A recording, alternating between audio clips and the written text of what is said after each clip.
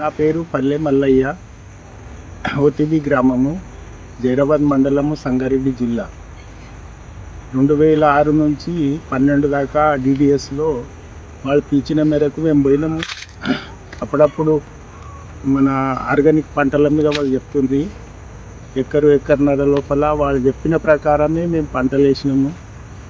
తెల్లజొన్న అంటే సాయిజొన్న, అందులో కుసుమసాళ్ళు, మన అంటే ఆవాలు, కట్టె గోధుమలు, దోస పండ్లు, మన అంటే శనగ, పప్పు చేసే శనగల్లో కూడా ఆవాలు, కుసుమలు, తెల్ల కుసుమలు, శనగ, అందులో కూడా దోస పండ్లు, మళ్ళా ఏమంటే ధనియాల, తర్వాత ఔషలు, ఇవన్నీ మిశ్రమ పంటలుగా వేస్తాము. కూడా ఉత్తమ రైతు అవార్డు ఇచ్చిందన్నమాట 2008లో.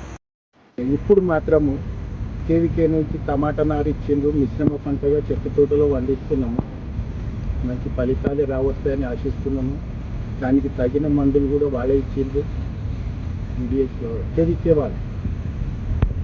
ఇప్పుడైతే టమాటా కూడా పూత కాత బాగుంది, చెట్టు తోటలోనే పెట్టిన మిశ్రమ పంట. పైన పురుగులు ఏమన్నా రాకుండా ఆకర్షక బుట్టలు కూడా కేవీకే వాళ్ళే ఇచ్చారు.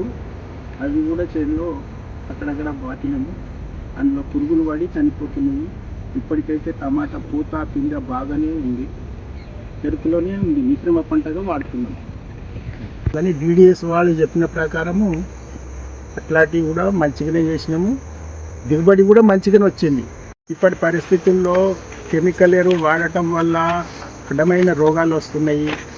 పసికందుల నుంచి వయసు వచ్చిన వాళ్ళకంతా పెద్ద పెద్ద రోగాలు వస్తున్నాయి. ఆర్గానిక్ పద్ధతిలో పోతే పంట దిగుబడి తక్కువ ఉంటుంది కదా, కానీ రోగాలు అనేటివి ఉండవు, పెయ్యి బలంగా ఉంటుంది, మనిషి కూడా ఆయుధ పెరుగుదల ఉంటుంది. కాబట్టి ఇప్పుడు పంట దిగుబడి ఎక్కువ వస్తుంది కెమికల్ వల్ల, కానీ రోగాలు మాత్రం ఎక్కువ ఉంటాయి కెమికల్ వాడితే. అందుకని పాత పంట పద్ధతిలో పోతే ఆరోగ్యం బాగుంటుంది, అందరం కూడా సక్రమంగా జీవించగలం.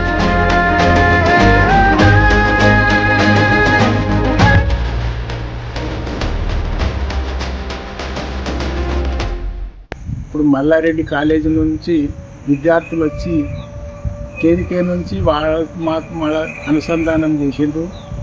మాకు టమాటా నారు కూడా ఇచ్చారు, మిశ్రమ పంటగా చేడులో పండిస్తున్నాము. దానికి తగిన మందులు కూడా ఇచ్చారు, ఆర్గానిక్ మందులు.